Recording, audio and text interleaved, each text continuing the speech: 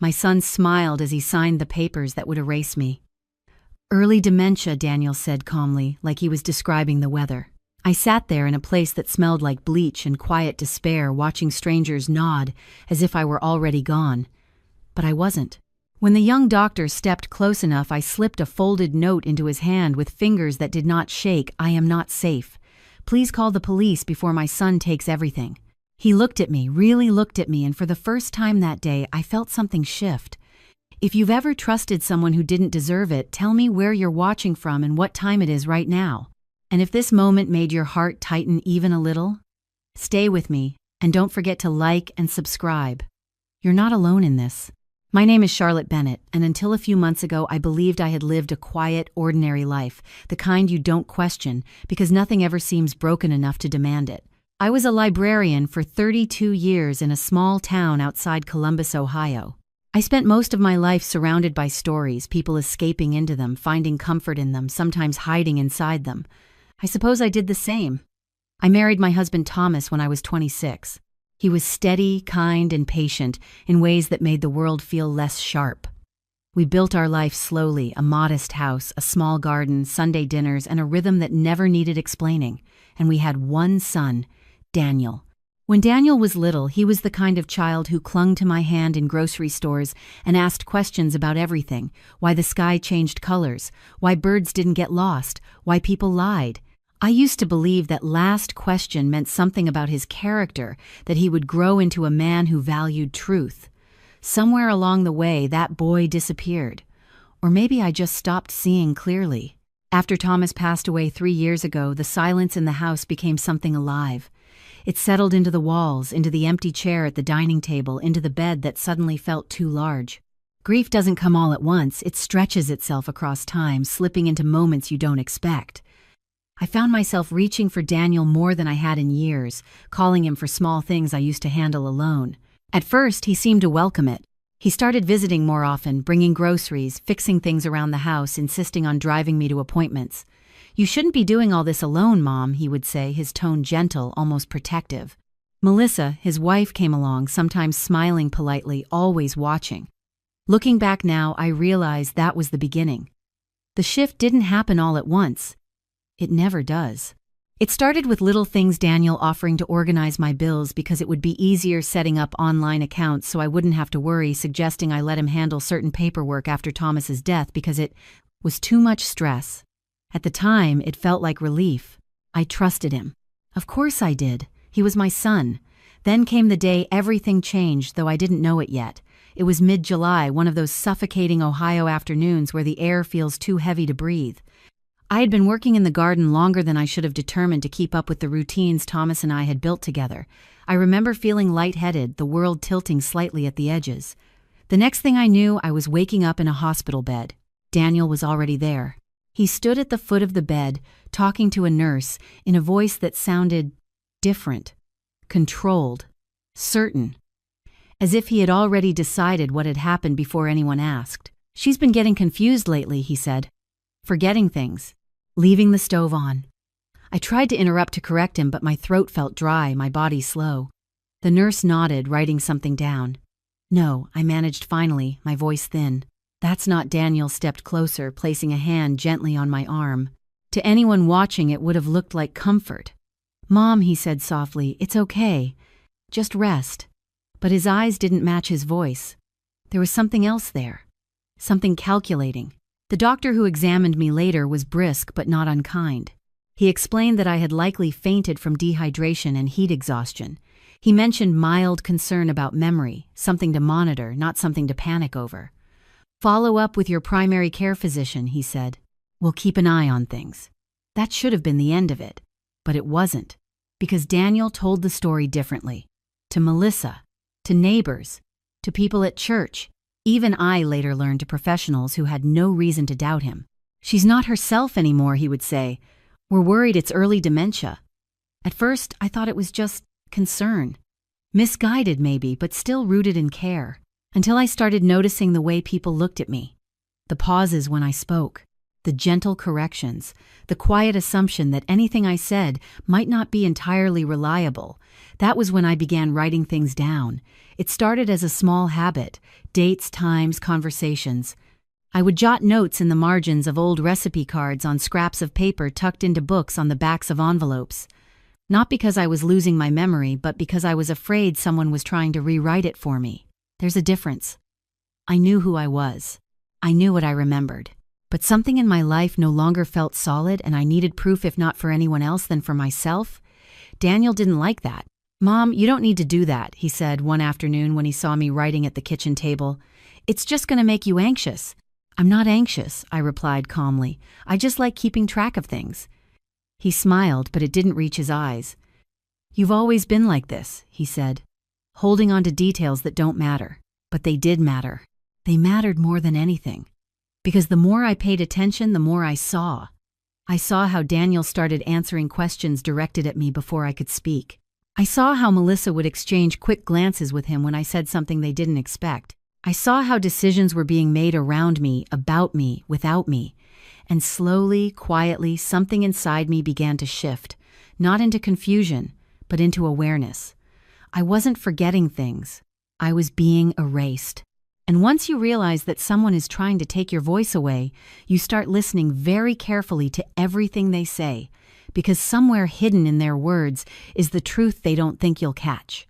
And I was starting to catch everything. If there is one thing I have learned in my life, it is this: people rarely reveal their true intentions all at once. They introduce them slowly, wrapped in kindness, disguised as care, until you no longer recognize the moment when something good turned into something dangerous.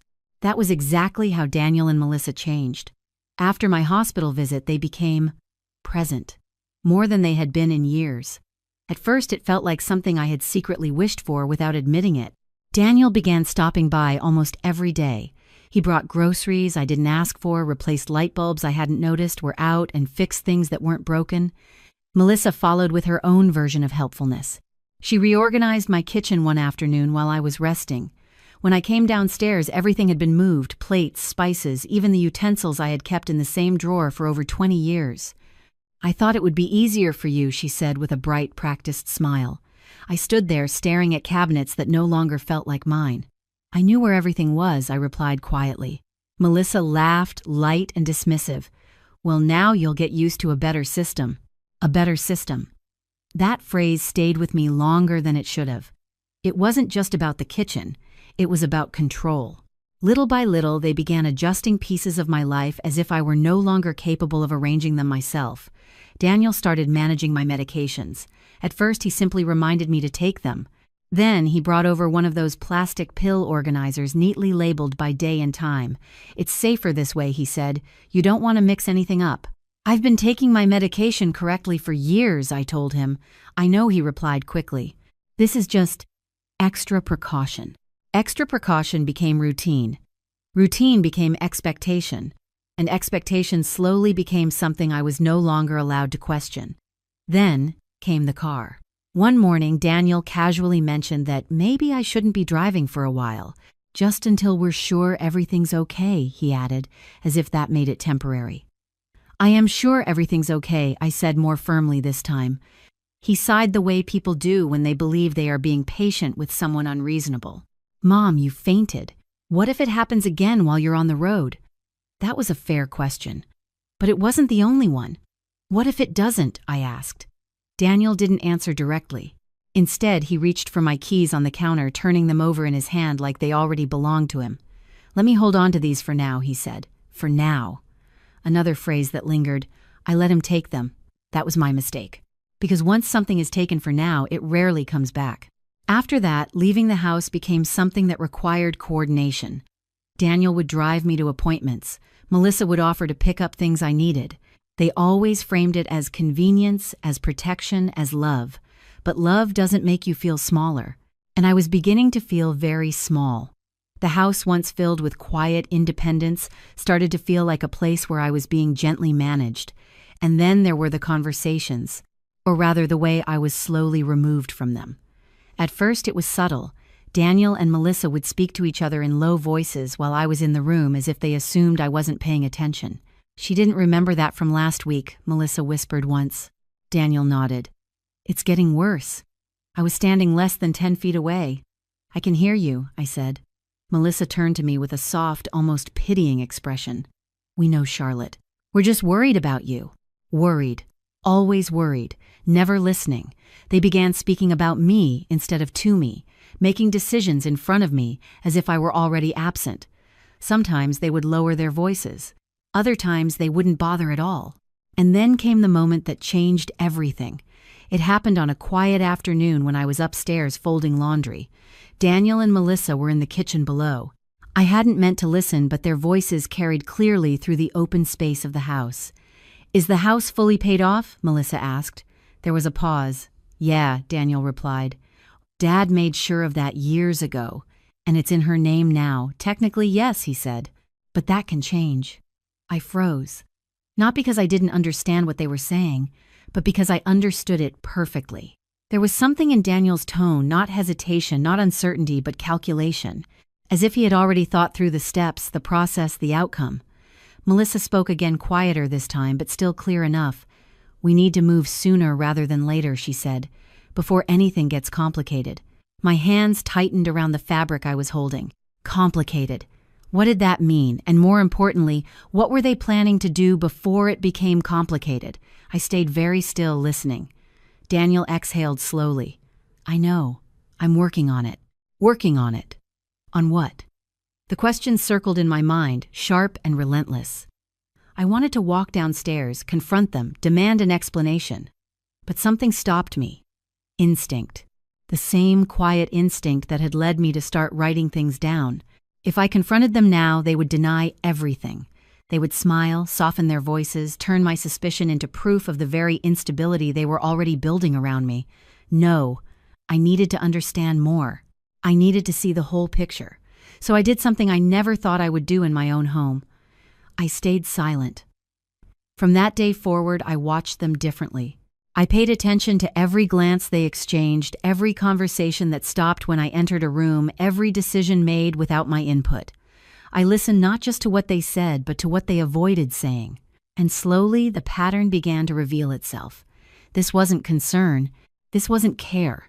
This was preparation. Preparation for something that involved my house, my life, and my voice being removed from both. And once you realize that someone is preparing to take something from you, you begin to prepare as well. Not loudly, not dramatically, but carefully, quietly, and with purpose. That was when my notes changed. They were no longer just reminders. They became records, evidence, proof that I was still here, still thinking, still aware, because deep down I knew something they didn't. They believed I was fading, but I was becoming sharper than I had ever been, and I was going to need that clarity for what was coming next. There is a particular kind of fear that doesn't arrive all at once. It builds quietly piece by piece until one day you realize you are no longer reacting to events, you are anticipating them. That was where I found myself after the conversation I overheard. I stopped moving through my home as its owner and began moving through it as an observer. Every room felt like it held something I had missed. Every interaction with Daniel and Melissa felt layered, like there was always a second meaning hidden beneath their words. And then came the incident that gave them exactly what they needed. It was late August, hotter than usual for that time of year. I had opened the windows early that morning, hoping for a breeze that never came. By midday, the air inside the house had turned thick and heavy. I remember standing in the kitchen holding a glass of water when a wave of dizziness hit me stronger than anything I had felt before. I tried to steady myself against the counter. The next moment slipped away from me. When I opened my eyes again, I was back in a hospital room. But this time, I understood something I hadn't before. This wasn't just an accident. This was an opportunity for them. Daniel was already there, sitting close to the bed, his posture attentive, his expression carefully arranged into concern. Melissa stood near the window, arms crossed, watching everything with quiet calculation. She passed out again, Daniel was telling the nurse. It's been happening more often. More often. That wasn't true. I had fainted once before. Once. I tried to speak, but my voice felt slow, like it had to push through something thick. That's not accurate, I said, forcing the words out. Daniel leaned forward immediately, his tone soft, almost soothing. "Mom, it's okay. You don't have to argue about it right now." I turned my head toward the nurse. "I'm not arguing," I said. "I'm correcting." The nurse hesitated, pen hovering above her chart, her eyes flicking between me and Daniel. Daniel gave a small, apologetic smile. "She gets like this," he said gently. "She doesn't always realize what's happening." That sentence landed harder than anything else, not because of the words themselves, but because of how easily they were accepted. Something I couldn't control. Later, a different doctor came in, a middle-aged man with tired eyes and a voice that suggested he had seen too many situations like this to question them deeply. He asked me a series of standard questions: my name, the date, where I was. I answered all of them correctly, without hesitation, without confusion. He nodded, seemingly satisfied. "Looks like dehydration and heat exhaustion again," he said. "We'll run a few tests, but I don't see anything immediately alarming." Again, that word again slipped into the conversation as if it had always belonged there. I opened my mouth to correct him. But Daniel spoke first. "She's been having memory issues too," he added. "Small things, but they're getting worse." The doctor glanced at me. "Have you noticed that, Charlotte?" I held his gaze. "I've noticed people saying it," I replied carefully. "That's not the same thing." There was a brief pause. Not long enough to change anything. Just long enough for me to understand that I was losing ground. The doctor gave a neutral nod. "We'll recommend follow-up testing," he said. "Nothing definitive at this point. Nothing definitive." That should have been enough to stop everything that came after. But it wasn't. Because Daniel didn't need a definitive diagnosis. He only needed a narrative. And he was building one piece by piece in front of people who had no reason to question him. When we left the hospital, he took control immediately. "I'll handle the follow-up appointments," he said. "You don't need to worry about scheduling." I didn't argue, not out loud, but something inside me had shifted permanently. This wasn't concern anymore. This was strategy. Over the next few weeks, I watched that strategy unfold.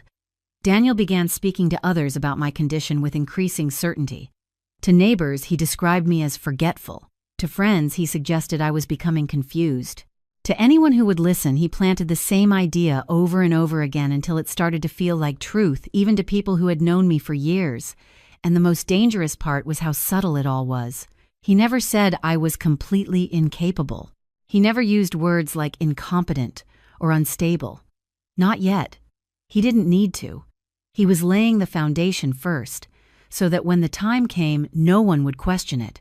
That was when I changed how I documented everything. Before, my notes had been simple reminders.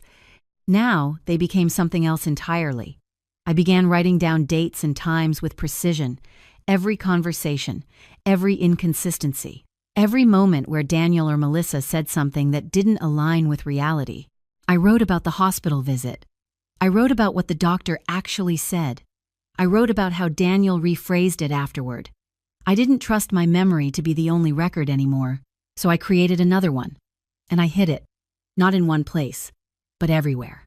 Inside the pages of old cookbooks I rarely used, tucked into the lining of my winter coats, slipped between photographs and albums no one had opened in years. I even wrote small notes to myself, short direct reminders in case something ever happened that made me question my own understanding. "You are not confused. You are being watched. Pay attention." It may sound extreme, but when someone begins to rewrite your reality, you either accept it or you fight to preserve your own. I chose to fight, quietly, carefully, because I knew something Daniel didn't. He believed I was becoming weaker. But in truth, I was becoming more aware than ever before. And awareness, when used correctly, can be more powerful than anything else, even against someone who thinks they are already winning. What I didn't know yet was just how far Daniel was willing to go.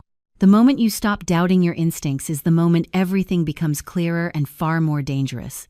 By early September, I no longer questioned whether something was wrong. I knew it was. The only thing I didn't know yet was how far Daniel and Melissa had already gone. And then one afternoon I found out. It happened quietly, almost accidentally. Daniel had come over earlier than usual that day. I heard him in my study, my husband's old room, the one I rarely entered anymore because it still smelled faintly of his cologne and old paper. Daniel had no reason to be in there without asking. But when I walked down the hallway, I saw the door slightly ajar. I slowed my steps. Not out of fear, out of instinct. Inside, Daniel stood near the desk, his back to me.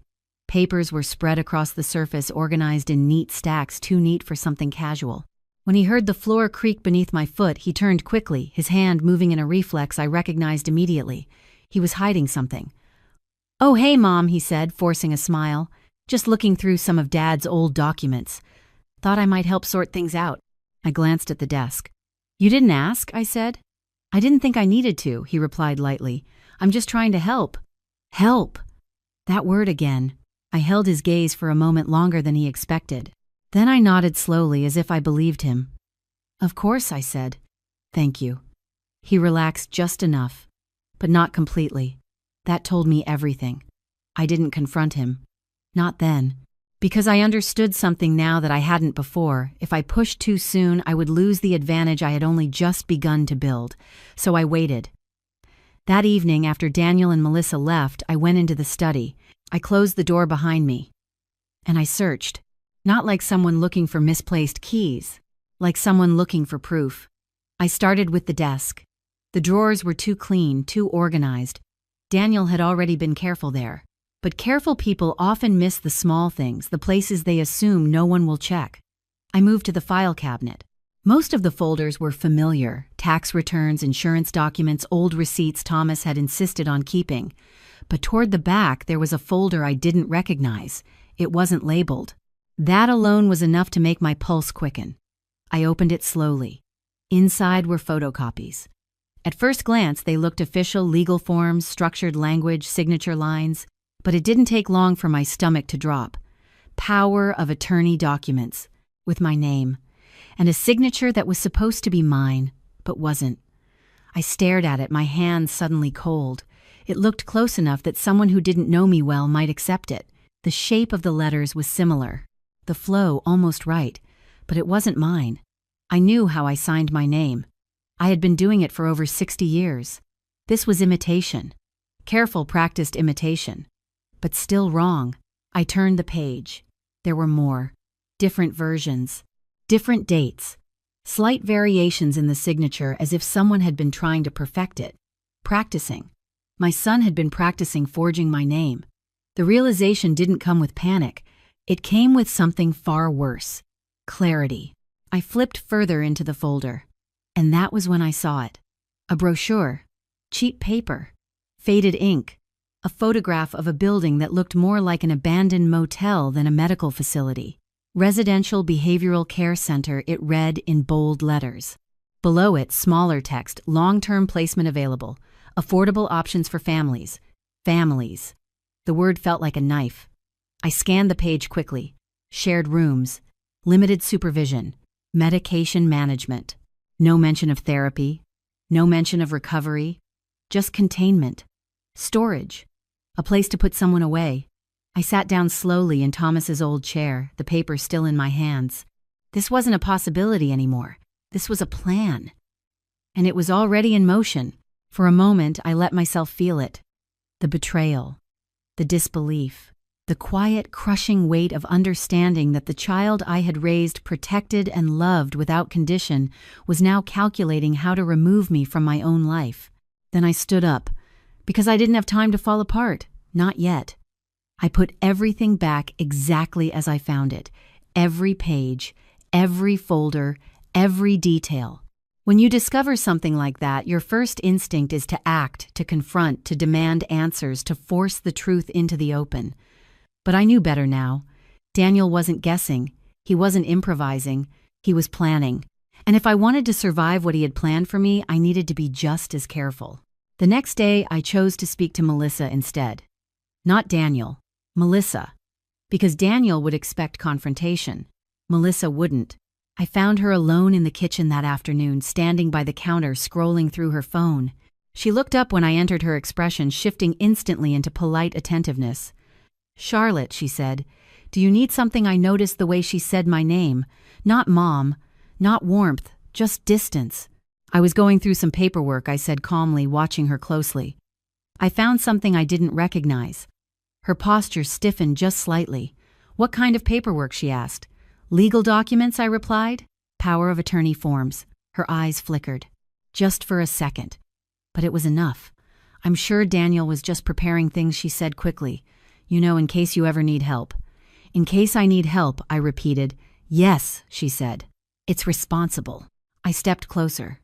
And the facility brochure, I asked. This time she didn't answer immediately. She set her phone down slowly, her expression changing.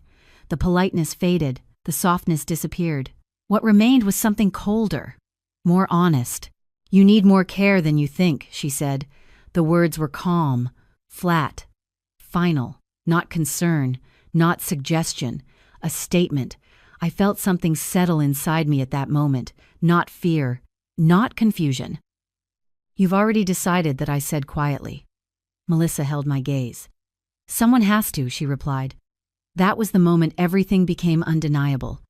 This wasn't Daniel acting alone. This wasn't misunderstanding. This was agreement, a shared plan, a decision already made about my life without me. I nodded slowly. I see, I said. And I meant it, because now I truly did. I turned and walked out of the kitchen without another word, not because I had nothing to say, but because I had learned the most important thing I needed to know. They weren't going to stop, and if I didn't act soon, they were going to succeed. Once you understand that someone has already decided your future without you, something inside you changes. You stop waiting for permission. You stop hoping they'll come to their senses. And most importantly, you stop assuming you still have time. Because time, I realized, was exactly what I was running out of. After my conversation with Melissa, I didn't sleep that night. I lay in bed, staring at the ceiling, listening to the quiet hum of the house that had once felt like my safest place. Every creak of wood, every shift of air felt different now, like I was no longer alone in a space that belonged to me. I wasn't imagining danger anymore. I was living inside it. By morning, I had made a decision. If Daniel and Melissa were planning something, I needed someone outside of their control to know what was happening. Someone who knew me. Someone who would believe me. Lorraine. We had been friends for over 20 years. We met at church, bonded over shared routines, shared grief, shared seasons of life. She had seen me through Thomas's illness, through his passing, through the long quiet afterward. If anyone could recognize that something was wrong, it was her. I waited until late morning when I knew Daniel would be at work, or at least where he claimed to be. I picked up the phone and dialed her number, my hand steady in a way that surprised me. It rang twice. Charlotte Lorraine's voice came through, warm and familiar. Everything okay. For a moment I almost broke, not because I was weak, but because it had been so long since someone spoke to me like I was still myself. I need to see you, I said quietly. There was a pause on the other end. Of course, she said immediately. What's going on? I don't think I should say it over the phone, I replied. Another pause. Longer this time. Charlotte, she said carefully, you're not scaring me for no reason, are you? I closed my eyes briefly. I think Daniel is trying to put me somewhere, I said, and I don't think I'll be able to leave. Silence. Then I'm coming over, Lorraine said firmly. Right now. Relief washed through me. For the first time in weeks, I felt like I wasn't completely alone. I'll be here, I said. We hung up, and that was when I heard the front door open. My heart dropped. Mom, Daniel's voice called out from the hallway. You home. He wasn't supposed to be there. Not yet. I stood frozen for a second, the phone still in my hand. Then I forced myself to move. I'm in the kitchen, I called back, keeping my voice as steady as I could. Daniel appeared in the doorway a moment later, his expression neutral but his eyes sharp. Who were you on the phone with? He asked. The question came too quickly, too directly. Lorraine, I said, not giving myself time to hesitate. His jaw tightened slightly. What did you need to talk to her about? There it was. Not curiosity, control. I wanted to see her, I replied. That's allowed, isn't it? Daniel stepped further into the room, his presence filling the space in a way that felt deliberate. Of course it's allowed, he said. I just wish you'd tell me these things. I'm trying to help you, Mom. I met his eyes. And I'm trying to live my life, I said. For a moment, neither of us spoke.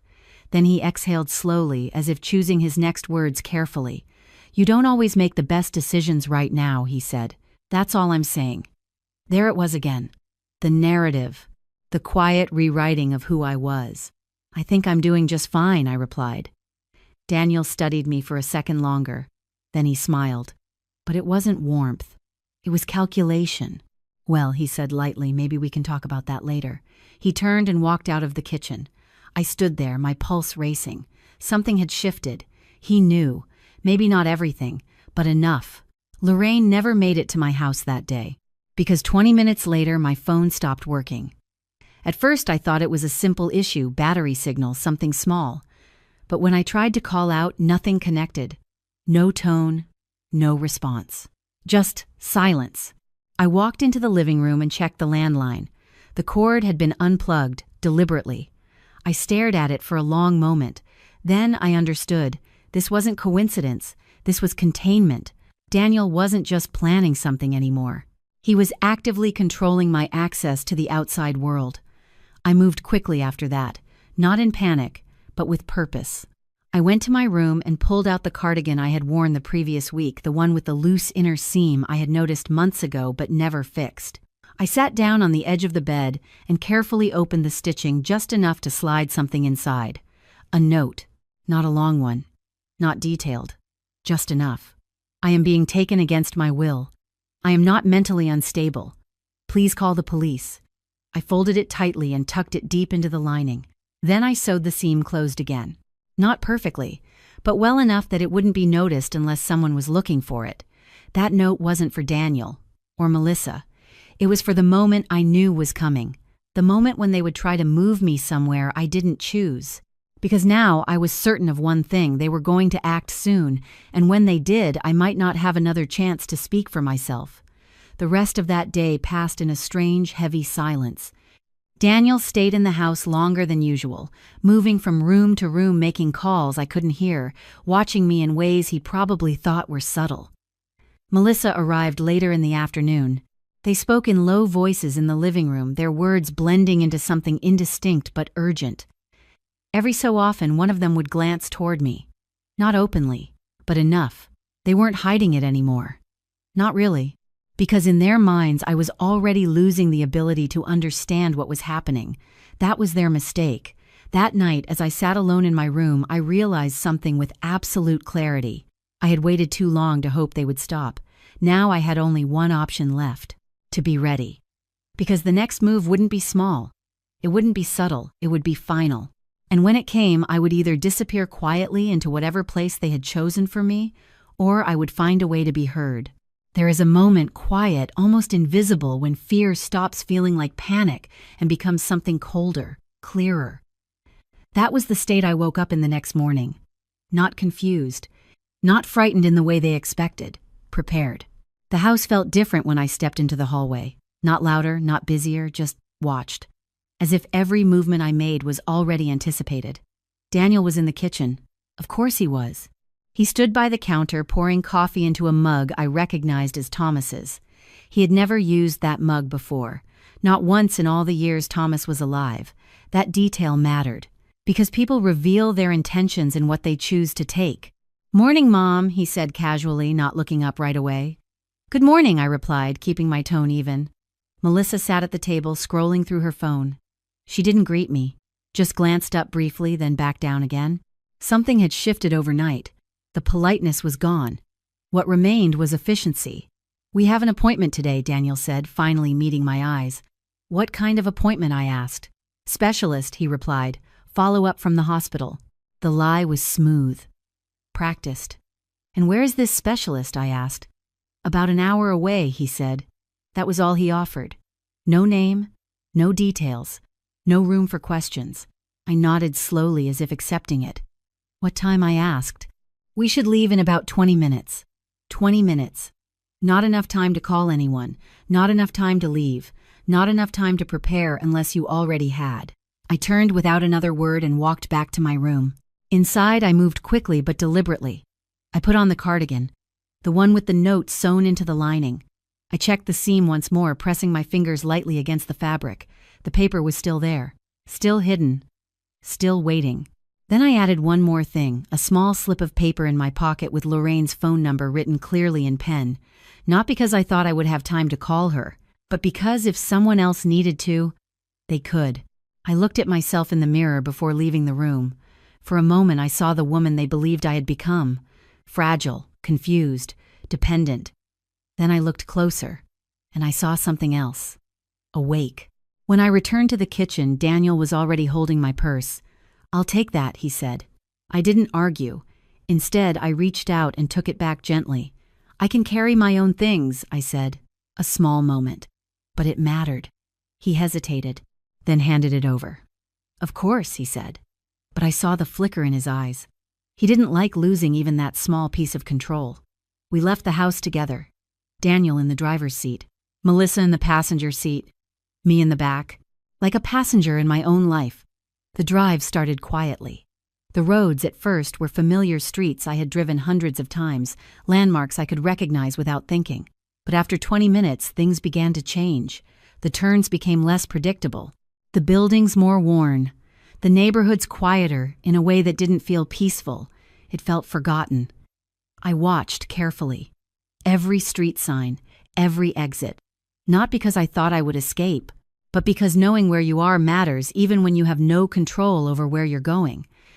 "Where exactly are we going?" I asked again. Daniel didn't answer right away. "Like I said," he replied, eventually a specialist. "What's the name?" I pressed. Melissa spoke, this time her voice flat. "Charlotte, you're going to make this harder than it needs to be. Harder. Not clearer, not safer, harder." That told me everything. We drove another 15 minutes before the building came into view. And the moment I saw it, I knew. This wasn't a hospital. It wasn't a clinic. It wasn't anything that resembled care. It was a low rectangular structure with faded paint and narrow windows. The sign out front was old, the lettering chipped and uneven. Residential Behavioral Care Center. The same name from the brochure. My chest tightened, but not from panic. From confirmation. This was it. Daniel pulled into the parking lot. "Come on," he said, stepping out of the car. Melissa followed. I remained seated for a moment longer, just one, because I understood something now that couldn't be undone. If I walked inside that building without a plan, I might never walk out again. So I took a breath, slow, controlled. Then I opened the door and stepped out. The air outside felt heavier here, still, as if even the world around this place had stopped expecting anything good. Daniel walked ahead, holding the door open. "After you," he said. Polite, almost kind. I stepped past him and into the building. The smell hit me immediately. Bleach, strong enough to burn the back of my throat. Underneath it, something else. Something older. Neglect. The reception area was dimly lit, the fluorescent lights flickering slightly. A woman sat behind the desk, barely looking up as we approached. "Intake?" she asked. Daniel nodded. "Yes." "Charlotte Bennett." He said my name like it belonged to paperwork, not to me. The woman typed something into her computer. "Have a seat," she said, gesturing vaguely toward a row of worn chairs. We sat. I watched. Patients moved slowly through the hallway beyond the desk. Some shuffled. Some stared. None of them looked present. None of them looked like they had chosen to be there. A man in the corner rocked back and forth, muttering to himself. A nurse walked past without looking at him. I felt it then. Not fear, but urgency. This was not a place for healing. This was a place for disappearing. After a few minutes, a staff member called us back. "Charlotte," I stood. Daniel stepped closer to me, his hand hovering near my arm, not touching but ready, guiding, controlling. We followed the staff member down a narrow hallway into a small office. "Just a few questions," the woman said, pulling out a clipboard. Daniel answered most of them before I could speak. "She's been confused. She wanders. She forgets where she is." Each statement landed like a stone, heavy, deliberate, untrue. I opened my mouth to correct him. But then, the door opened. A young doctor stepped inside. And everything shifted. Because he didn't look at Daniel first. He looked at me. Directly. Fully. As if I were still here. And in that moment I knew. This was my only chance. There are moments in life when everything narrows down to a single decision. Not a dramatic one. Not loud. Not even visible to anyone else. Just one quiet choice that determines whether you disappear or remain. When the young doctor stepped into the room, I felt that moment settle over me. He couldn't have been more than 30. Clean-cut, tired eyes, the kind of exhaustion that comes from working too many hours in a place that takes more than it gives. His name badge read Dr. Ethan Carter. But what mattered wasn't his name. It was how he looked at me. Not past me. Not through me. at me. "Good morning," he said, his voice calm, professional. "I'm Dr. Carter. I'll be handling the intake evaluation." Daniel immediately stepped forward. "Thank you, doctor," he said, his tone shifting into something softer, almost rehearsed. "We've been really worried about her." Of course he had. I watched Dr. Carter carefully. He nodded, but his attention didn't stay on Daniel for long. Instead, he pulled a chair closer and sat down in front of me. "Mrs. Bennett," he said, "how are you feeling today?" A simple question. But the way he asked it mattered. There was space in it. Permission. "I'm clear," I said. "Not fine, not okay. Clear." Something flickered in his expression, a small reaction, but real. Behind me, I could feel Daniel's tension shift. "She says that sometimes," he added quickly, "but it doesn't always line up with reality." Dr. Carter didn't respond to that immediately. Instead, he kept his eyes on me. "Do you know where you are right now?" he asked. "Yes," I said. "I'm in a residential behavioral facility that I did not consent to being admitted to." Silence. Daniel let out a short, strained laugh. "You see what I mean," he said. "She gets fixated on things." "I'm not fixated," I interrupted, still looking at Dr. Carter. "I'm stating a fact." That was when something shifted more noticeably. Not dramatically, but enough. Dr. Carter leaned back slightly, his posture changing just a fraction, as if he was no longer following a script. "All right," he said slowly. "Let's take this one step at a time." He turned to Daniel. "I'm going to need to speak with your mother alone for part of this evaluation." Daniel hesitated. "Only for a second, but I saw it." "Is that necessary?" he asked. "Yes, doctor," Carter replied, his tone polite but firm. "It's standard procedure." Melissa spoke up this time. "We just want to make sure she's safe," she said. "And I want to make sure I'm getting accurate information," Dr. Carter responded. Another pause. Then Daniel nodded. "Of course," he said. "We'll be right outside." They stepped out of the room. The door closed behind them. And for the first time since we arrived, I was alone with someone who might actually listen. The silence that followed wasn't empty. It was full. Full of possibility. Full of risk. Full of the understanding that whatever I did next would determine everything. "Doctor." Carter turned his chair slightly toward me. "All right," he said quietly. "Let's talk." I didn't move right away, because I needed to be certain, not about him, about timing. There are moments when acting too soon can be just as dangerous as waiting too long, but this was the moment. I shifted slightly in my seat, my hand moving slowly to the inside seam of my cardigan. Careful, deliberate. I slid my fingers into the lining, feeling for the small fold of paper hidden there. Still there. I pulled it free. Dr. Carter noticed the movement. His eyes followed my hand. I didn't speak. I just held the note out to him. For a brief second, he didn't take it. Not because he didn't want to, but because he understood that whatever was written on that paper mattered. Then he reached forward and took it. He unfolded it carefully. Read it once, then again. And as he did, something in his face changed. Not fear, not disbelief, recognition. He looked up at me, really looked. "Is this true?" he asked quietly. "Yes," I said. No hesitation, no embellishment, just truth. "My son is trying to place me here so he can take control of my assets," I continued. "I did not agree to this. I am not mentally unstable. And if I am admitted, I don't know if I will be able to get out." The words came out steady, measured, because panic wouldn't help me now. Clarity would. Dr. Carter didn't interrupt. He listened. And then he did something that told me everything I needed to know. He asked questions. Not leading ones.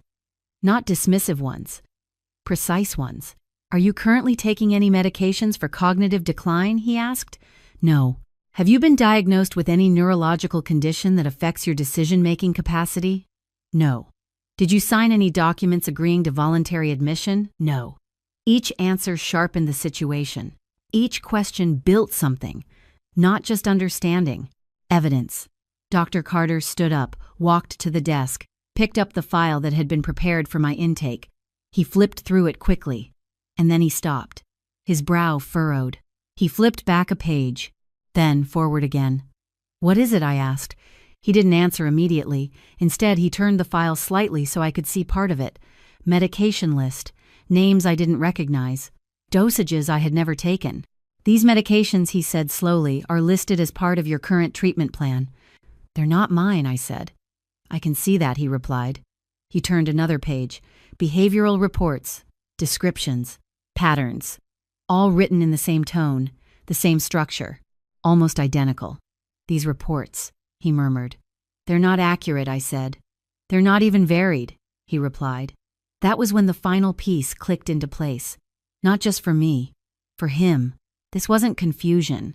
This wasn't miscommunication.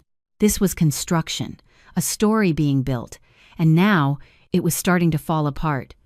Dr. Carter closed the file, slowly, carefully. Then he looked at me again.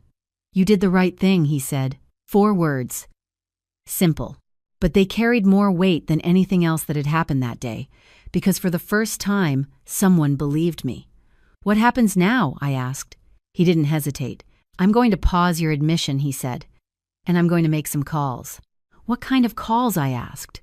He held my gaze, the kind that makes sure you're protected. Outside the door, I could hear movement. Daniel, Melissa, waiting, expecting everything to go exactly as planned. They had brought me here thinking I would disappear quietly, that no one would question it, that no one would listen. But they made one mistake. They didn't realize I had already prepared for this moment, and now so had someone else. There is a particular kind of silence that follows the moment truth is recognized. It isn't peaceful, it's charged. That was the silence in the room after Dr. Carter closed the file. Not empty, but full of consequences that hadn't yet arrived. He didn't rush. That was the first thing I noticed. He didn't panic, didn't react impulsively, didn't look toward the door as if expecting confrontation. Instead, he moved with a kind of controlled precision, the kind that comes from understanding both the seriousness of a situation and the need to handle it correctly. I'm going to step out for a moment, he said quietly. But you're not being admitted right now. Do you understand that? Yes, I replied, and you are not to be moved anywhere without my approval. There was something deliberate in the way he said it. Not just reassurance, a boundary. I nodded. Good, he said. Stay here. He walked to the door, paused briefly, then opened it. I heard Daniel's voice immediately. So, is everything okay, Eager? Too eager, Doctor. Carter stepped into the hallway, closing the door behind him just enough that their voices became muffled, but not entirely inaudible. I couldn't make out every word, but I didn't need to. Tone tells you more than language ever will. At first, Daniel sounded calm, controlled, still playing the role he had built so carefully. She's been getting worse, he said. We're really concerned about her safety. Then, Dr. Carter's voice, steady, professional. I'll need to review some things before proceeding. A pause. Then Melissa. What kind of things? Short, sharp, impatient. Another pause. Longer this time. And then you listed medications that she denies taking, Dr. Carter said. Silence.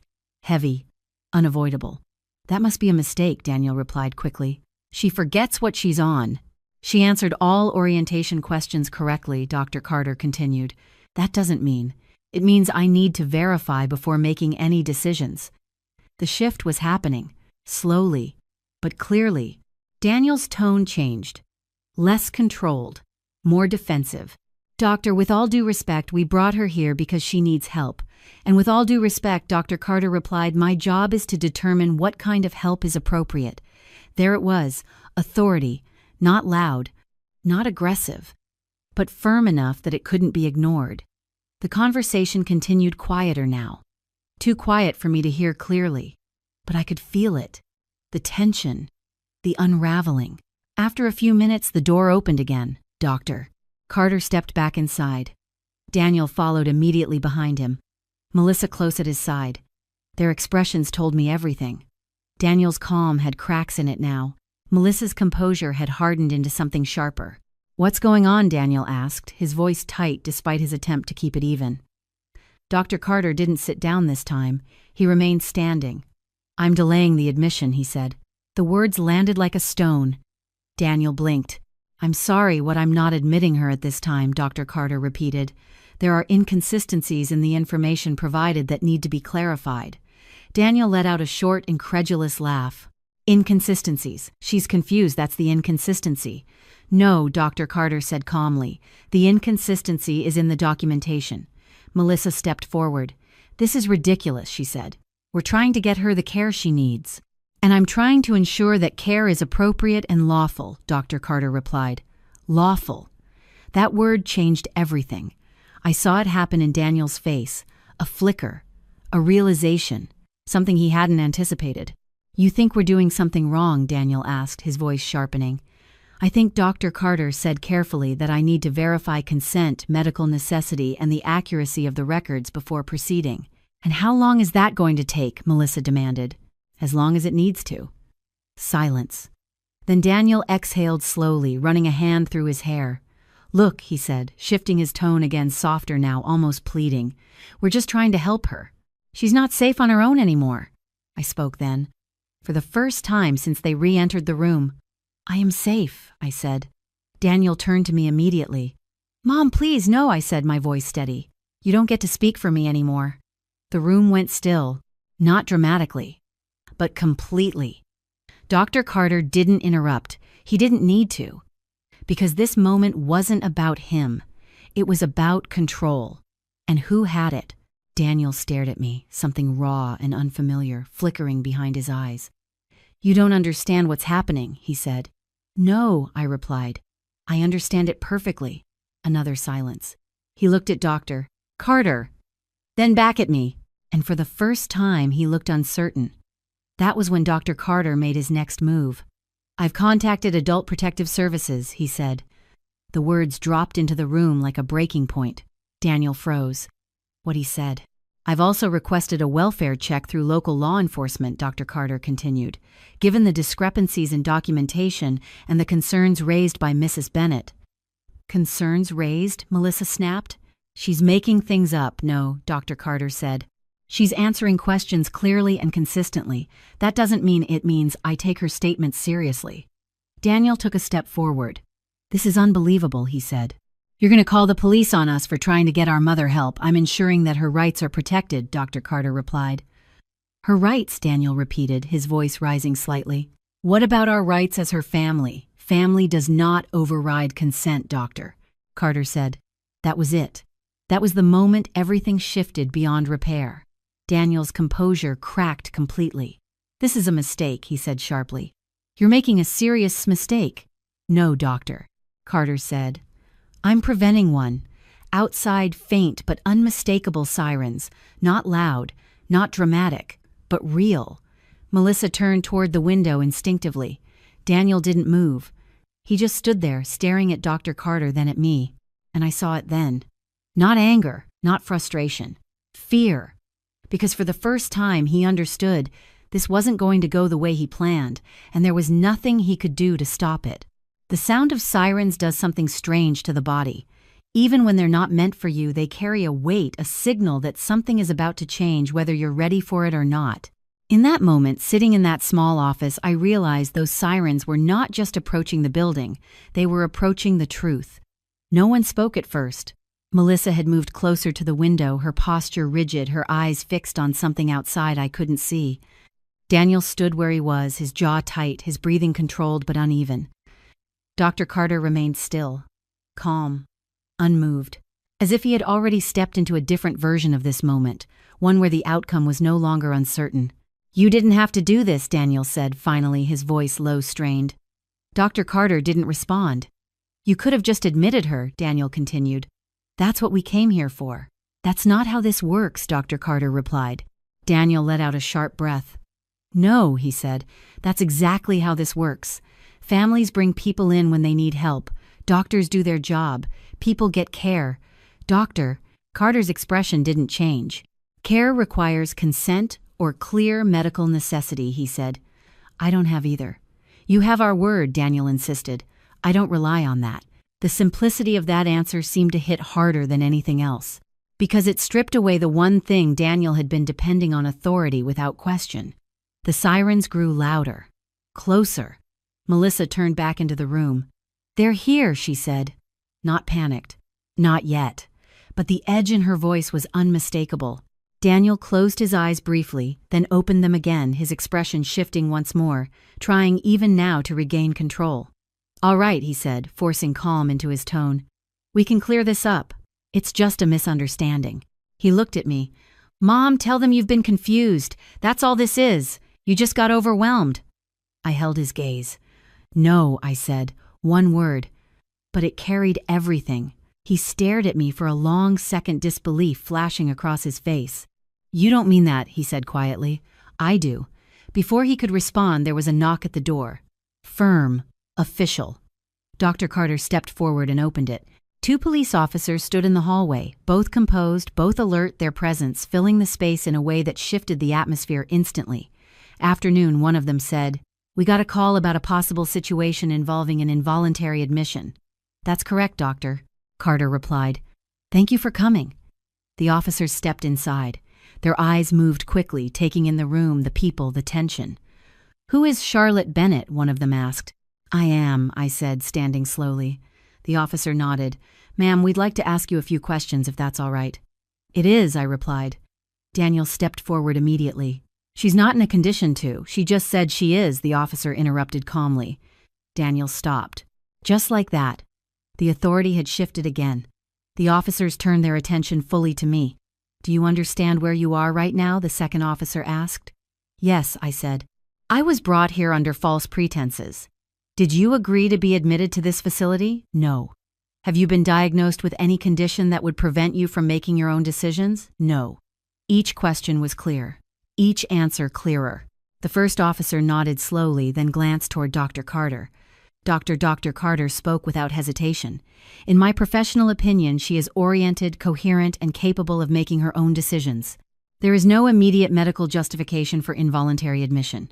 The room went still again. But this time, it felt different. Not tense. Resolved. Daniel stepped forward again, his voice rising despite his effort to control it. "This is ridiculous," he said. "You're taking her word over ours. We're assessing the situation based on all available information," the officer replied evenly. "She's not well," Melissa added quickly. "She's been forgetting things, acting irrational. Do you have medical documentation confirming that?" the officer asked.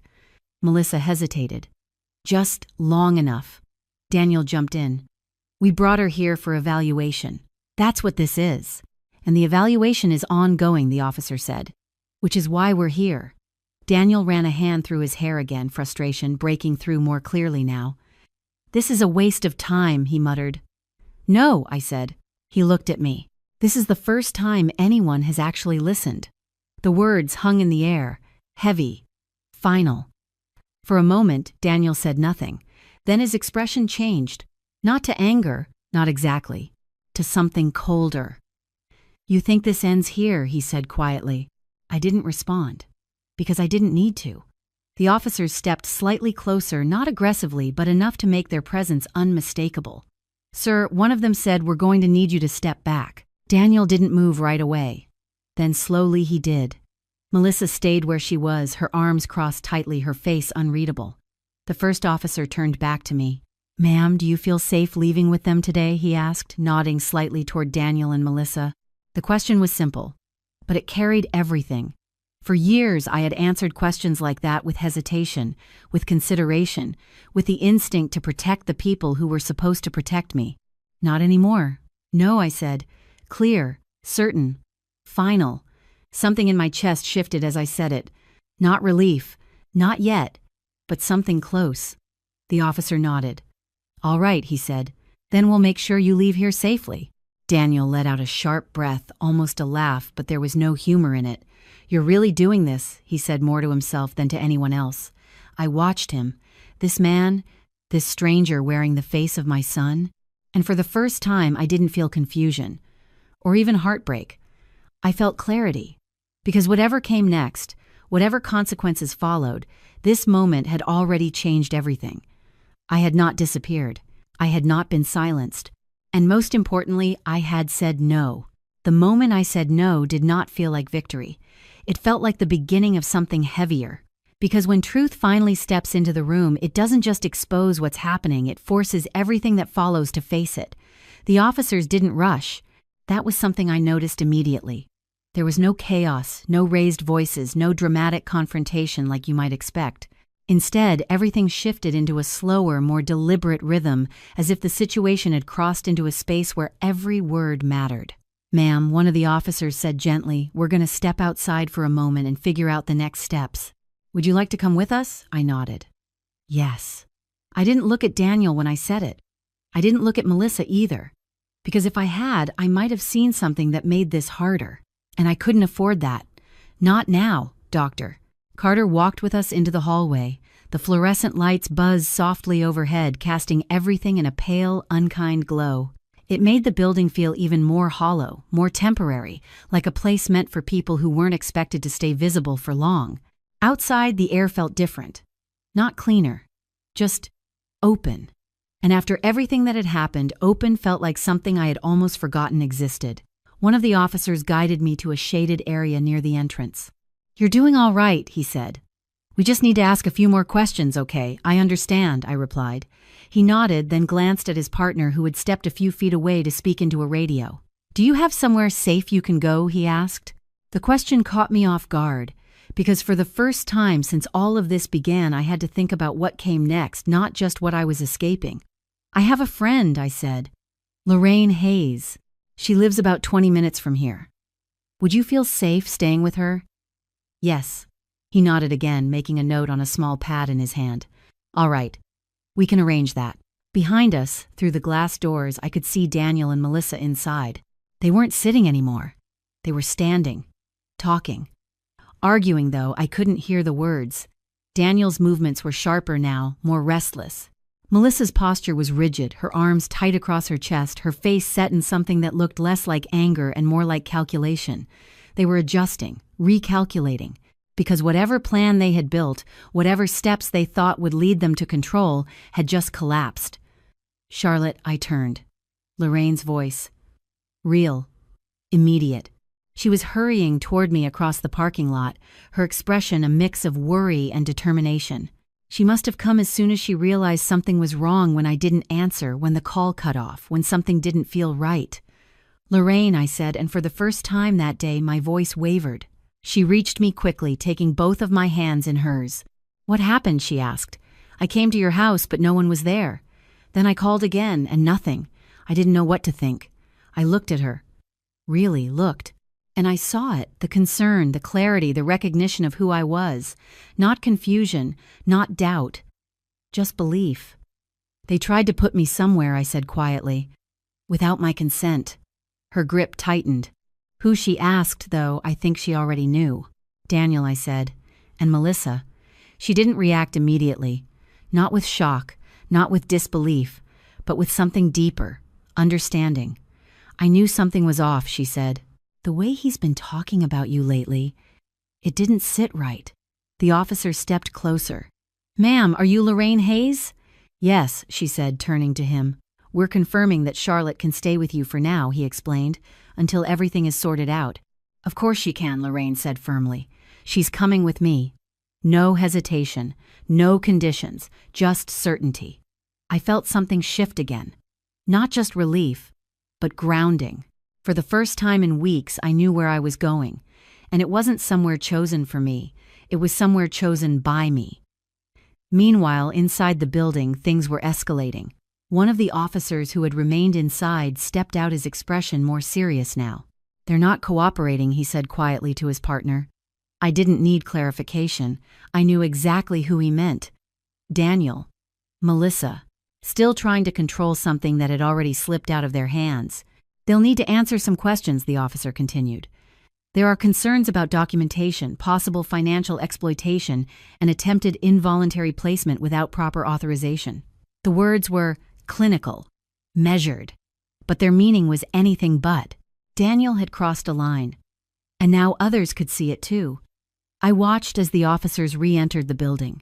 Lorraine stood beside me, her presence steady, her hand resting lightly on my arm. "You're safe now," she said.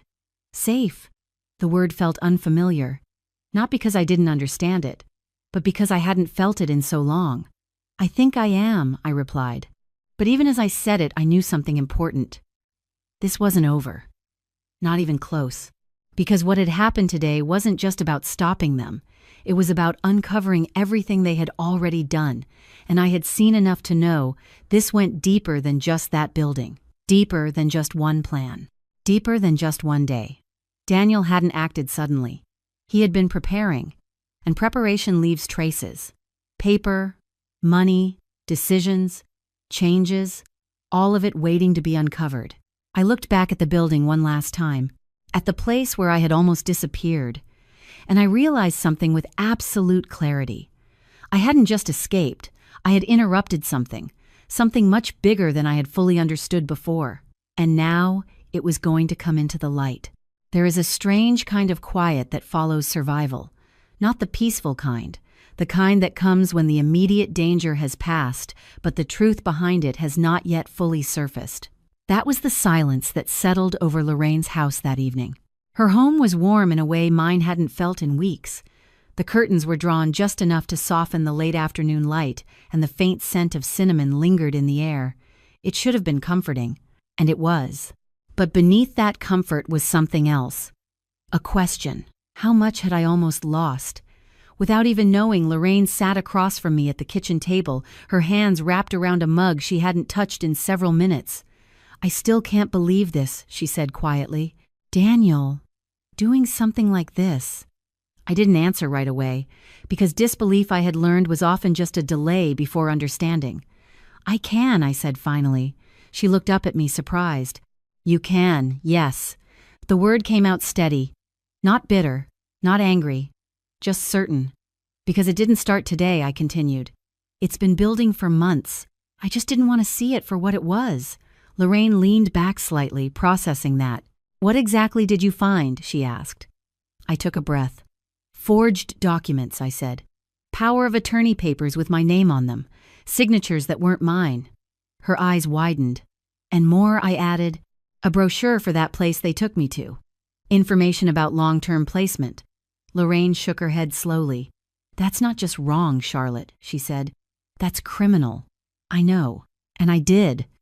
Not just in theory, but in a way that had settled into my bones." There was a knock at the door. Lorraine stood immediately crossing the room to answer it. I didn't need to guess who it was. When she opened the door, I heard a familiar voice. "Miss Hayes, I'm Richard Collins." Relief moved through me before I even saw him. Mr. Collins had been our family attorney for over 20 years.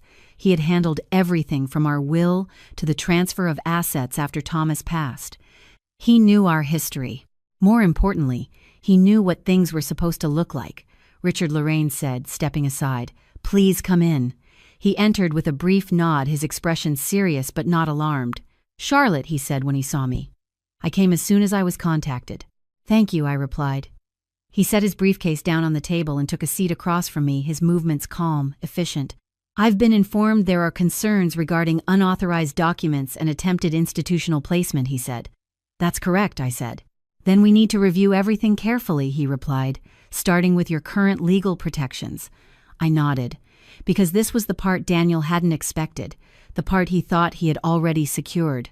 "Daniel told me you were experiencing cognitive decline," Mr. Collins continued. "He contacted my office about 2 weeks ago asking about activating certain provisions." Lorraine stiffened. "What provisions?" she asked. Mr. Collins glanced at her briefly, then back at me. "Contingency clauses related to incapacity," he said. "Standard in most estate plans." "And what did you tell him?" I asked. "That such provisions require independent medical verification," he replied. "Not family opinion." A small, quiet relief settled in my chest. He hadn't believed Daniel outright. He had followed the law, but that didn't mean Daniel hadn't tried. He also asked about transferring certain assets, Mr. Collins added, which raised concerns given the lack of proper documentation. "What kind of assets?" Lorraine asked. Mr. Collins opened his briefcase and pulled out a folder. Bank accounts. Property inquiries. There was even a preliminary contact with a real estate agent. The room went still. "Selling the house?" Lorraine asked. "Attempting to," he confirmed. Though nothing was finalized, I closed my eyes briefly. Not out of weakness, out of clarity. Because now I could see it. The full picture. This hadn't been about care, not even partially. This had been about removal. Removing me from the house. Removing me from decision-making. removing me from ownership. So everything else could be taken. What about the trust? I asked. Mr. Collins looked at me carefully. Ah, he said, that's where things become interesting. Lorraine leaned forward. What do you mean? Mr. Collins folded his hands on the table. Your husband made some adjustments to the estate plan about a year before his passing, he said. I felt something shift. A year before, I repeated. Yes, he said. At the time, he expressed concerns about potential financial instability within the family. Daniel. It had to be. What kind of adjustments? I asked. Mr. Collins met my eyes. The house is held in a protective trust, he said. It cannot be sold or transferred without your explicit consent or a formal declaration of incapacity made by an independent medical board. Silence. Then Lorraine let out a slow breath. So Daniel couldn't just take it, she said. No, Mr. Collins replied. Not legally. I felt something rise inside me. Not anger. Not even relief. Something deeper. Recognition. Thomas had known. Somehow, he had seen something I hadn't. He also structured the majority of liquid assets. Similarly, Mr. Collins continued. Limited access without oversight. Lorraine shook her head again. So all of this, she said, gesturing vaguely, was for nothing. No, I said quietly. They both looked at me. Not for nothing, I continued. For exposure. Because that was the truth. Daniel hadn't been close to succeeding. He had been close to revealing himself. And now he had. Mr. Collins nodded slightly. Your husband was very clear about one thing, he said. He wanted to ensure that no single individual could override your autonomy without proper checks in place. Autonomy. The word settled into me like something I had almost forgotten I still possessed. So what happens now? Lorraine asked. Mr. Collins closed the folder. Now, he said, everything Daniel attempted will be reviewed. Legally, she asked. Yes. And the documents? I added. If they are indeed forged, he said, there will be consequences. Consequences. The word didn't feel satisfying. It felt necessary. I sat back in my chair, absorbing everything. The fear that had followed me for weeks didn't disappear, but it changed. Because now it wasn't just mine. It was visible, documented, understood. Daniel had tried to rewrite my life, but he had overlooked something critical. The truth had already been written long before he tried to erase it, and now it was going to be read. The truth does not explode all at once. It unfolds, slowly, deliberately. And when it does, it doesn't just expose what happened, it reveals who people really are when they believe no one is watching. The days that followed felt suspended between two worlds. On one side, there was safety, Lorraine's home, the quiet routine of morning coffee, the steady reassurance of someone who saw me clearly. On the other side, there was everything waiting to be uncovered. And it didn't take long. Within 48 hours, formal steps had already begun. Mr. Collins coordinated with investigators. Adult Protective Services opened a case. Financial records were requested. Documents were reviewed. And the more they looked, the more they found.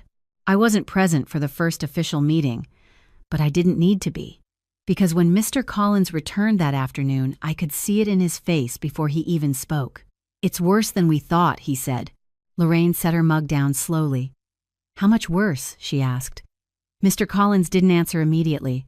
Instead, he placed a thick file on the table between us. This isn't just about attempted placement, he said. It's about a pattern. I felt my hands tighten slightly in my lap. What kind of pattern? I asked. He opened the file. Unauthorized access to accounts, he said. Small withdrawals at first. Nothing large enough to trigger immediate concern. How small? Lorraine asked. 200 here. 500 there. Spread out over months. I closed my eyes briefly. Because I remembered. Moments when balances felt off. Times I had dismissed it as error. As forgetfulness. As something I had done without realizing. They were testing the boundaries, I said quietly. Mr. Collins nodded. Yes, he said, and escalating. He turned another page. Password changes, he continued. Mail redirection requests. Attempts to reroute financial statements. Lorraine looked at me, her expression tightening. They were isolating you, she said. Yes, I replied, but saying it out loud made it different, more real, more complete. This wasn't a single act. It was a process. A system. designed to reduce me piece by piece until I was no longer seen as someone capable of questioning anything. What about the documents? I asked. Mr. Collins flipped to another section. Preliminary analysis confirms irregularities in the signatures, he said.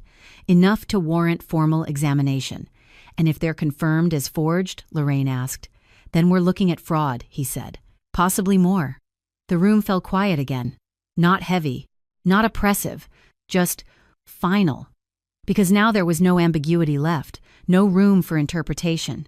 Daniel hadn't made a mistake. He had made choices. And those choices had consequences. I want to be present when they question him, I said. Lorraine looked at me immediately. Charlotte, I need to, I said. Not out of anger, not out of revenge, but out of something deeper. Closure, Mr. Collins considered that for a moment. That may be possible, he said, but you need to be prepared. For what I asked, for the possibility that he won't admit anything he said, or that he'll try to justify it. I nodded slowly. I understand. And I did, because I knew Daniel. Or at least I knew the version of him that had been revealed, the version that didn't see this as betrayal, but as entitlement. The meeting took place 2 days later. Not in a courtroom, not yet, but in a quiet office where everything felt too controlled to be comfortable. I sat beside Mr. Collins, Lorraine just behind me. Across the table, Daniel, and Melissa. Seeing them there felt surreal, not because I hadn't expected it, but because they didn't look broken. They looked irritated, defensive, as if this entire situation was an inconvenience rather than a consequence. Daniel leaned back in his chair, his arms crossed loosely. Melissa sat upright, her expression composed but tense. Neither of them spoke at first. Neither of them looked at me. That more than anything told me they already understood what this was. This is a formal review of recent actions concerning Charlotte Bennett, the investigator began. We're here to establish a clear understanding of events. Daniel exhaled softly. Look, he said, I think this has all been blown out of proportion. I didn't react. Because I had expected that. We were trying to help her, he continued. She's not capable of managing things the way she used to. And what led you to that conclusion, the investigator asked. Daniel hesitated, just slightly. She forgets things, he said. She gets confused. Can you provide specific examples, the investigator asked. Daniel opened his mouth, then paused. Because general statements are easy. Details are not. Melissa stepped in. She's been declining for months, she said. We were concerned about her safety. Were those concerns documented by a licensed medical professional, the investigator asked. No, she admitted. But we were trying to get that documentation, Daniel added quickly. That's why we took her to the facility. Without her consent, the investigator noted. She didn't understand what was best for her, Melissa said. That was the moment I spoke. I understood exactly what you were doing, I said. Both of them turned to look at me. For the first time since the meeting began. You were trying to remove me from my own life, I continued, and you thought I wouldn't notice. Daniel's expression hardened. That's not true, he said. Then explain the documents, I replied. Silence. I leaned forward slightly. The power of attorney forms, I said, with my forged signature. Daniel didn't answer. Melissa looked at him, then back at me. That's not what that was, she said. Then what was it, I asked. Another silence, longer this time, because there was no answer that could reshape what had already been exposed. The investigator spoke again. We also have records of unauthorized financial activity, he said. Would you like to address that? Daniel shook his head slightly, his composure slipping just enough to be visible now. This is unbelievable, he muttered. No denial, no explanation, just deflection. And that was when I understood something completely. He wasn't sorry. He wasn't even ashamed. He was frustrated because it hadn't worked. And that was the final truth. Not just about what he had done, but about who he had become. I sat back slowly, my hands resting in my lap. Not trembling, not uncertain, just still. Because the hardest part, the part where I questioned myself, doubted myself, wondered if I was losing something I couldn't get back, that part was over. Now there was only one thing left. To let the truth stand. Without apology, without fear, and without silence. After the meeting, the world did not suddenly feel lighter. If anything, it felt heavier. Because clarity has weight. It settles into every corner of your life, reshaping how you see the past, the present, and the future all at once. Lorraine drove me home 2 days later, not to her house, to mine. I hadn't been back since that morning, since Daniel had taken my keys, since I had stepped into the car believing I was going to a doctor's appointment and nearly disappeared instead. As we pulled into the driveway, I felt something tighten in my chest. Not fear, not exactly. Recognition. The house looked the same. The same white siding. The same garden I had spent years tending. The same front porch where Thomas used to sit in the evenings watching the sun drop behind the trees. Nothing had changed, and yet everything had. "You don't have to go in right away," Lorraine said gently. I nodded. But I opened the door anyway, because avoiding it wouldn't make it mine again. Only facing it would. The air inside was still, too still, as if the house had been holding its breath. I stepped inside slowly, my hand brushing lightly against the wall as I moved through the entryway. Every object felt familiar but distant, like I was walking through a memory instead of a home. "They've already been here," I said quietly. Lorraine followed me in. "What do you mean I moved into the living room?" Things were slightly off. Not dramatically, but enough. A drawer not fully closed. A stack of mail shifted. A chair angled just a little differently than I remembered. "They came back," I said. "After the facility." Lorraine's expression hardened. "They shouldn't have," she said. "No," I replied. "But they did." Because Daniel had never been someone who accepted limits easily. Even now, even after everything, part of him must have believed he could still fix this. Still control it. Still finish what he started. I walked into the kitchen, opened a cabinet, closed it again. Not searching, just confirming. This was still my space, even if it didn't feel like it yet. "I'll stay with you tonight," Lorraine said. I shook my head gently. "I need to be here alone," I said. She hesitated. "Are you sure?" "Yes, because this return was something I had to do on my own." She studied me for a moment longer, then nodded. "Call me if you need anything," she said. "I will." After she left, the silence settled again. But this time it felt different. Not oppressive, not threatening, just quiet. I moved through the house slowly, room by room, touching things, straightening them, reclaiming them. In the bedroom, I paused. The bed was still made the way I had left it. The cardigan I hadn't worn that morning lay folded on the chair.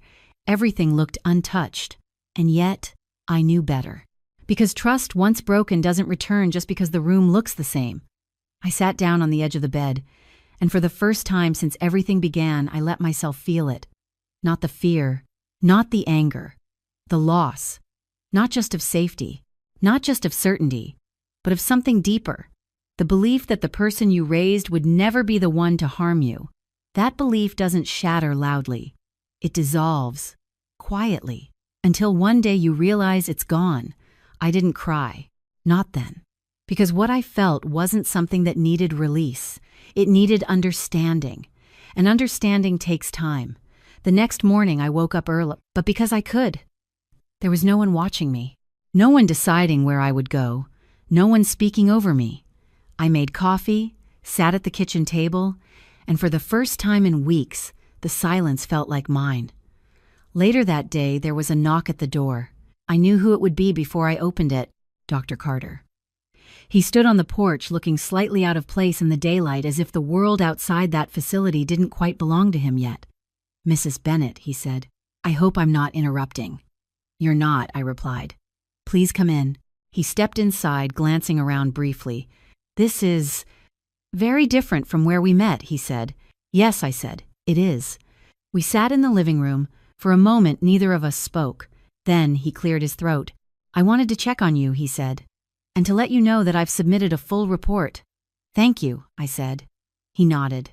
"You did something very important," he continued. "A lot of people in your position don't get the chance to be heard." "I almost didn't," I said. "But you were," he replied. I looked at him. "You believed me," I said. He shook his head slightly. "I listened," he said. "That's all." But it wasn't all. Listening in a moment like that was everything. "You changed what would have happened to me," I said. He didn't respond immediately. Because some truths don't need to be confirmed. They're already understood. After he left, I sat for a long time in the quiet, Not thinking about Daniel, not thinking about Melissa, but thinking about something else. What comes after survival, because stopping something is not the same as healing from it. And healing, I realized, was going to be the harder part, not because I didn't know what had happened, but because I did. Because I understood it clearly. Because there were no illusions left to hide behind, only truth. And truth, no matter how necessary, always leaves something behind that has to be rebuilt. But as I sat there in my home, in my life, in my own space, I realized something else. I had not just survived what they tried to do, I had stopped it. And that meant something. Not just for me, but for who I would become after this. There is a quiet moment that comes after everything has been exposed, confronted, and set into motion. A moment where life does not return to what it was, but instead asks you a different question. Who are you now? Not who you were before. Not who others believed you to be, but who you choose to become after you have seen the truth. In the weeks that followed, my life did not fall apart. It rearranged itself, slowly, deliberately, with intention. The legal process continued as Mr. Collins had promised it would. I was not present for every step, but I stayed informed. Reports were filed, documents were reviewed, the forged signatures underwent formal examination, they were confirmed. There was no ambiguity left. Daniel and Melissa's actions were no longer something that could be explained away as concern or misunderstanding. They had crossed into something undeniable, something that carried consequences beyond the walls of our family. I was asked more than once how I felt about that, whether I wanted to press forward, whether I wanted to pursue everything to its full extent. The question wasn't simple, because it wasn't just about justice, it was about identity. For so many years I had defined myself through my roles: wife, mother, caretaker, someone who absorbed discomfort so that others wouldn't have to feel it, someone who believed that love meant patience, forgiveness, and endurance. And for a long time that belief had served me, until it didn't. Until it became the very thing that allowed someone to believe they could take everything from me without consequence. So when I was asked what I wanted, I answered differently than I might have before. I want the truth to stand, I said, not vengeance, not punishment, truth. Because once truth is clear, everything else follows. I made changes, not out of fear, but out of awareness. Mr. Collins helped me update every legal document connected to my life. Additional safeguards were put in place: independent oversight, medical advocacy requirements, clear limitations on access to my finances. Not because I expected this to happen again, but because I understood now that protection is not about distrust, it's about clarity. I also made a decision that surprised even me. I volunteered, not at a library, not in the quiet, familiar spaces I had always gravitated toward, but with a local elder advocacy organization. The first time I walked into that office, I felt something I hadn't expected. Recognition, not of faces, but of stories, different names, different details, but the same patterns: isolation, control, doubt. And in many cases, silence. Women who had felt something was wrong but didn't know how to prove it. Women who had been told they were confused until they began to question themselves. Women who had nearly disappeared into decisions made for them. I listened, the same way Dr. Carter had listened to me, not interrupting, not correcting, just hearing. And slowly I began to understand something deeper than anything I had learned before. What happened to me wasn't rare. It was hidden, and hidden things don't stop unless they are brought into the light. I never spoke publicly about Daniel, not in detail, not with anger, because this was no longer about him. It was about what I had almost lost, and what I had chosen to reclaim. There were moments, quiet ones, when I still felt the weight of it. When I would pass by a photograph of Daniel as a child and feel something shift inside me. Not longing, not regret, something more complex. Grief for a version of him that no longer existed. But I didn't let that grief define me, because I had already spent too much time living inside something that was no longer real. Instead, I focused on what was: my home, my choices, my voice, and the understanding that none of those things are guaranteed, but they can be protected. One afternoon, I sat in the garden behind my house, the same place where I had once collapsed under the summer heat. The air was cooler now, softer. I held a small notebook in my hands. Not the hidden notes, not the records, just a simple notebook. I opened it, and for a moment I hesitated, because writing had once been about survival. Now, it was about something else. I began to write. Not reminders, not warnings, just truth. I am here. I understand what happened, and I am still myself. The words felt different. Not defensive, not urgent, just steady. I closed the notebook and looked out across the yard. The world hadn't changed, but I had. And that made everything else feel different, because the most important thing I had learned through all of this was not how easily someone can try to take your life away from you, but how powerful it is to say no, to be heard, to be seen, and to choose even after everything, to remain. Sometimes the most dangerous betrayal does not come from strangers, it comes from the people we trust the most, not because we are weak, but because we believe in love. We believe that the roles we hold, mother, wife, family, protect us from harm. We believe that our sacrifices will be remembered, that our care will be returned, that the people we raise will never see us as something to control. But life doesn't always follow that belief. And when that truth reveals itself, it can feel like everything we understood has been taken from us. But it hasn't. Because what truly belongs to you, your voice, your awareness, your ability to choose, cannot be taken unless you are convinced to give it away. That is why this story matters. Not because it is rare, but because it is real. And because so many people, especially women who have spent their lives caring for others, forget that they are still allowed to protect themselves. You are allowed to question. You are allowed to say no. You are allowed to be heard. And most importantly, you are allowed to remain yourself no matter who tries to define you otherwise. If this story touched you, I'd truly love to hear from you. Where are you watching from, and what time is it right now where you are? Have you ever had a moment where you realized something wasn't right but no one else seemed to see it? Share your thoughts in the comments. Your story might help someone else feel less alone. And if you believe in stories that give a voice to people who almost lost theirs, don't forget to like and subscribe. Because sometimes being heard is the beginning of everything.